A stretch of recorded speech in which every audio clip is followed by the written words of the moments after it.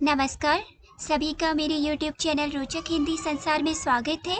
इससे पूर्व वीडियो में हमने बिहारी सत्सई के कुछ प्रमुख दोहों की व्याख्या कर ली थी। शेष दोहों की व्याख्या हम इस वीडियो में करेंगे। चलिए बिना देरी किए शुरुआत करते हैं।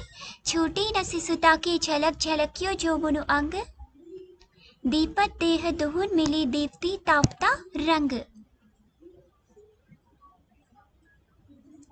शिशुता यानी कि बचपन, जोबुनु यानी कि जवानी, दीपत देह यानी कि शरीर की दीप्ति, देह की चमक, ताफ्ता यानी कि धूप छाह नामक कपड़ा जो सीप की तरह रंग बिरंगा झलकता है, या मोर की गर्दन की तरह कभी हल्का और कभी गाढ़ा चमकीला रंग झलकता है। धूप छाह नाम से ही अर्थ का आभास मिलता है। दीप्ति यानी कि चमकती है। कवि कहते हैं, अभी बचपन की झलक छूटी ही नहीं और शरीर में जवानी झलकने लगी। यहाँ पे नायिका का चित्रण है। ये दोनों अवस्थाओं के मिलने से नायिका के अंगों की छटा धूप छाह के समान दुरंगी चमकती है। अगला दोहा है, पत्रा ही तिथि पाई वा घर की चहुपास, नित प्रति पुण्यो ही रहे आनंद ओ उजास। पत्रा यानी कि तिथि पत्र, चहुपास यानी चहु ओर, पुण्योई अर्थात पूर्णिमा, उजास यानी कि उजाला। नायिका के घर के चारों ओर इतना प्रकाश रहता है कि केवल पंचांग की सहायता से ही तिथि का पता चल सकता है। कहने का तात्पर्य है कि नायिका का मुख पूर्णिमा के चंद्रमा के समान सुंदर है, इसलिए नायिका के घर के चारों ओर हमेशा पूर्णिमा बनी रहती है। परिणाम स्वरूप तिथि की जानकारी ही नहीं हो पाती। यदि कोई तिथि जानना चाहता है तो उसके लिए उसे पंचांग से सहायता लेनी पड़ती है। कोरिक संग्रहो को लाख हजार, मोह संपत्ति जदुपति सदा बीतती विदारन हार। कोरिक यानी कि करोड़ों, संग्रहो यानी कि संग्रहित करना, लाख और हजार, जदुपति यानी यदुनाथ श्री कृष्ण के विषय में कहा गया है। कवि बिहारी जी कहते हैं कि कोई हजारों लाखों या करोड़ों की संपत्ति संग्रहित करे, किंतु मेरी संपत्ति तो वही सदा विपत्ति का नाश करने वाले यदुनाथ श्री कृष्ण है। अगला दोहा है, तंत्री नाद कवित्र सरस राग, रति रंग अनबूढ़े बूढ़े तरीजी बूढ़े सबंग। तंत्री नाद यानी कि वीणा इत्यादि का मधुर स्वर, कवित्रस यानी कि काव्य का स्वाद, सरस राग यानी रसीला स्नेह अथवा रसीला गाना, रति रंग यानी कि प्रीति का आनंद, अनबूढ़े यानी कि आधा डूबे हुए, बूढ़े यानी कि नष्ट हुए जो पूरी तरह से डूब जाते हैं, तरे यानी कि पार हो गए जो तर जाते हैं, सब यानी कि सर्वांग पूर्ण रीति से। यहाँ पे कवि बिहारी कहते हैं कि वीणा की झनकार, कविता का रस, सरस गाना और प्रेम अथवा रति क्रीड़ा के रंग में जो नहीं डूबा तल्लीन हुआ समझो।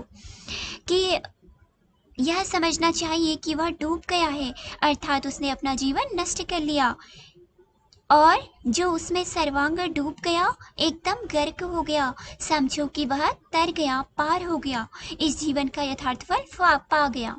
एक बार इस अर्थ को और समझने का प्रयास करते हैं। तंत्रीनाद यानी कि वीणा की झनकार, कविता का रस, सरस गाना, रति रंग यानी कि प्रेम अथवा रति क्रीड़ा के रंग में जो नहीं डूबा तल्लीन हुआ समझो। समझना चाहिए कि वह उसका जीवन नष्ट हो गया है, वह पूरी तरह से डूब गया है, और जो उसमें सर्वांग डूब गया अर्थात एकदम पूरी तरह से डूब चुका है, एकदम गर्क हो चुका है, समझो कि वह तर गया अर्थात पार हो गया। या अनुरागी चित्त की समुझे नहीं कोई, ज्यों ज्यों बूढ़े श्याम रंग त्यों त्यों उज्ज्वल हुए। अनुरागी यानी कि प्रेमी, गति यानी कि चाल एवं अवस्था, श्याम रंग या काले रंग से और श्री कृष्ण से है, उज्ज्वल यानी कि निर्मल और श्वेत। यहाँ पे कविवर बिहारी ने इसमें भक्ति भावना का परिचय दिया है।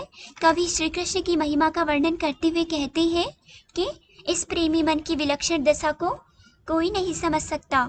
जैसे जैसे यह सांवले रंग में डूबता जाता है, अर्थात श्री कृष्ण के रंग में डूबता जाता है, वैसे वैसे ये उज्जवल होता जाता है। भाव यह है कि मन जितना भी भगवान के प्रेम में अनन्य भक्ति में लीन होता जाता है, उतना ही वह पवित्र और निर्मल होता जाता है। जप माला छापे तिलक सरे न एको कामो, मन काचे नाचे वृथा साचे राजे रामो। जप माला यानी कि जपने की माला, छापे यानी कि छापा तिलक यानी कि जो माथे पे तिलक लगाया जाता है,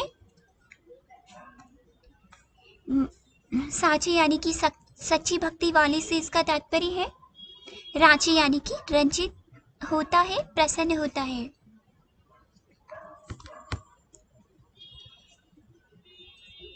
कवि कहते हैं कि माला जपने से, माथे पर तिलक लगाने से या 1000 बार राम नाम लिखने से कुछ नहीं होता। इन सब के बदले यदि सच्चे मन से प्रभु की आराधना की जाए तो वह ज्यादा सार्थक होता है। मैं समुच्चयो निर्धारी यह जगु कांचो, कांच सो एके रूपो अपार प्रतिबिंबित लखी यतु जहां। कांचो यानी कि क्षणभंगुर, कच्चा जिसे कह सकते हैं, निर्धार यानी कि निश्चित रूप से, अपार यानी कि अनंत।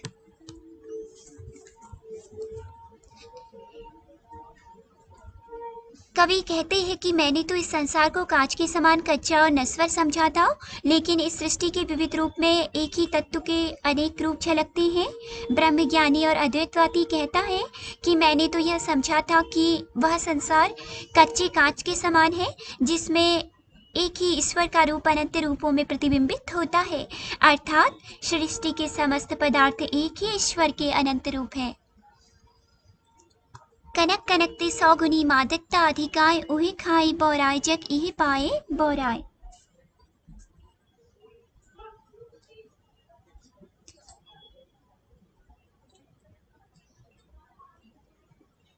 कांचो यानी कि कच्चा,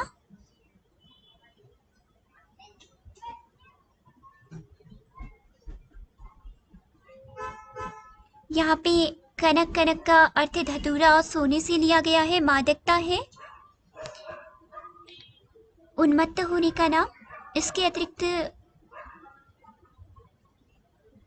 बौराई मतलब पागल हो जाना।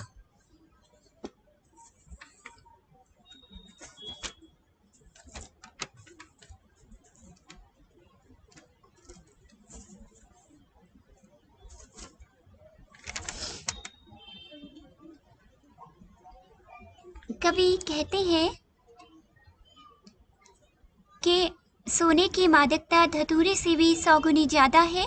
धतूरे को खाने पर लोग बौरा जाते हैं, अर्थात पागल हो जाते हैं, परंतु सोने को पाने मात्र से ही लोग बौरा जाते हैं। कहने का मतलब यह है कि धतूरे को तो खाने से ये लोग पागल होते हैं, किंतु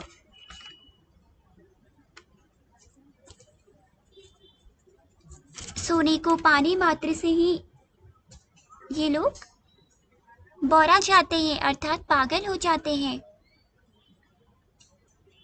यहाँ पे कवि ने कनक कनक जो समान शब्द है उनके अलग अलग अर्थ हैं, तो यहाँ पे अलग अलंकार का प्रयोग किया है। संगति सुमति न पावही, परे कुमति की धंध, राखो मेली कपूर में हींग न हुई सुगंध। सुमति यानी कि सुंदरमती, कुमति यानी कि दुष्ट बुद्धि, धंध का तात्पर्य जंजाल या फिर से, मेली यानी कि मिलाकर। कवि कहते हैं जो कुमति के धंधे में पड़ा रहता है, जिसे खराब काम करने की आदत सी लग जाती है, वह सत्संगति से भी सुमति नहीं पाता, यानी नहीं सुधरता है। कपूर में मिलाकर भले ही रखो, किंतु हींग सुगंधित नहीं हो सकती। स्वार्थु सुकृत न श्रमो वृथा, देखी विहंग विचारी, बाज पर आए पानी परी तो पच्छिनो न मारे। स्वार्थु यानी कि अपना लाभ, सुकृत यानी कि पुण्य, विहंग यानी कि आकाश में विचरने वाला आकाशगामी स्वच्छंद विहारी या दूरदर्शी, पच्छिनो यानी कि अपने पक्षवर्तियों अर्थात स्वजातियों को,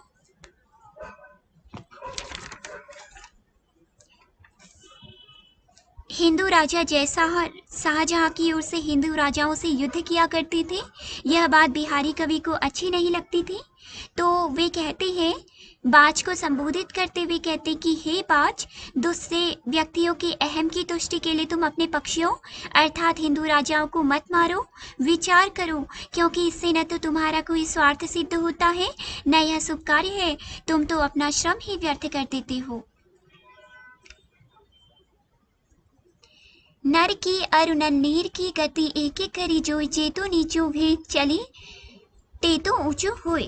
नर नीर यानी कि फुहारों के नल का पानी, नर यानी कि मनुष्य, गति यानी कि अवस्था चाल,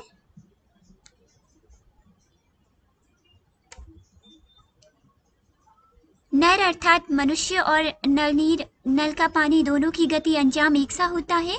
ये दोनों जितने नीचे होकर चलते हैं उतने ऊंचे हो जाते हैं। भाव यह है कि जो नल का पानी नीचे गिरता है अर्थात नीचे होकर चलता है, वो किसी न किसी माध्यम से नदी या समुद्र में चला जाता है और वहां से सूर्य के ताप से भाप में बदलकर ऊंचाई पर आसमान में चला जाता है। इसी प्रकार मनुष्य जो विनम्रता में जितना नीचे होता है, झुकता है, वो उतना ऊंचा होता चलता है, अर्थात वो महानता को प्राप्त होता है।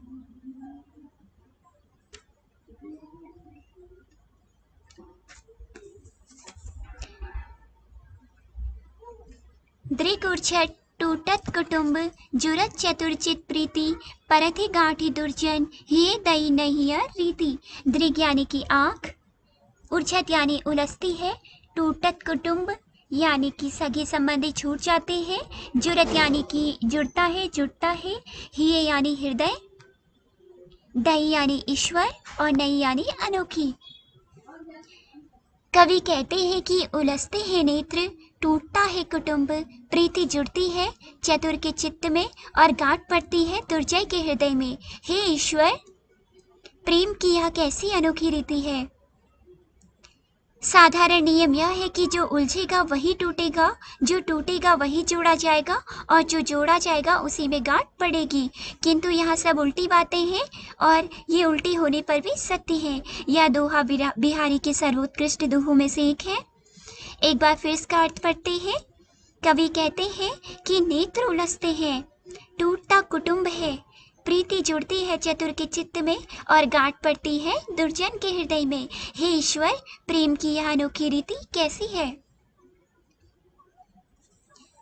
दिन 10 आदरू पाई के करीले आपू बखानु, जो लगी काक सरात पखू तो लगी तो सन्मानु।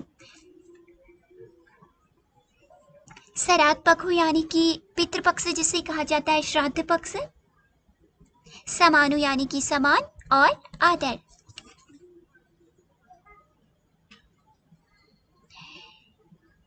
कवि कहते हैं कि 2, 4, 10 दिन कुछ दिन आदर पाकर अपनी बड़ाई कर ले। अरे काक, जब तक श्राद्ध का पखवाड़ा है तभी तक तेरा आदर भी है।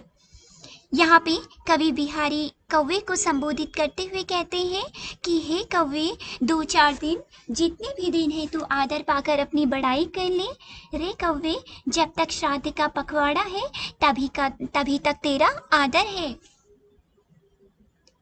कहलाने एकत बसत अहि मयूर मृगबाग, जगतु तपोवन सौ कियो दीरक दाग निदाग। तपोवन यानी कि तपस्वियों का वन, दीरक दाग यानी कि दीर्घ अर्थात प्रचंड ताप वाली, निदाग यानी कि ग्रीष्म ऋतु।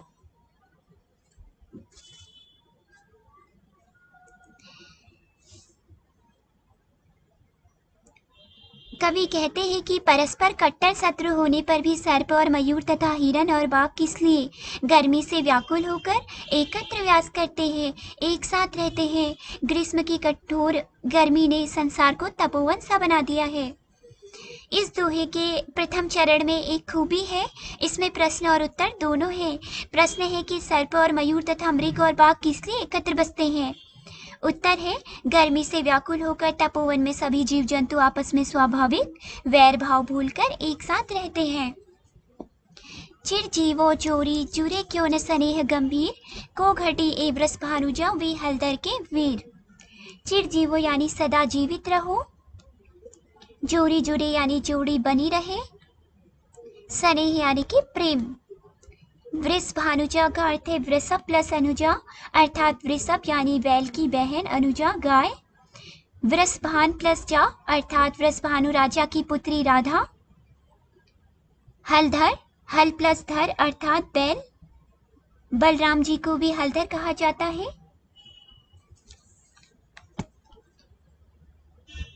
कवि कहते हैं कि यह जोड़ी चिरजीवी हो, इसमें क्यों न गहरा प्रेम हो। एक वृषभानु की पुत्री राधा है, दूसरे बलराम के भाई श्री कृष्ण है। दूसरा कहने का अर्थ है कि वृषभ अर्थात बैल की अनुजा बहन गाय है, और दूसरे हलधर यानी कि बैल के भाई है। यहाँ पे कवि ने श्लेष अलंकार का प्रयोग किया है। यहाँ पे एक ही शब्द के अनेक अर्थ हैं। उम्मीद करती हूँ सभी को इसकी व्याख्या समझ आ गई होगी। अगर यह वीडियो आपको पसंद आई हो तो इसे जरूर लाइक और शेयर करें। चैनल को जरूर सब्सक्राइब करें। धन्यवाद।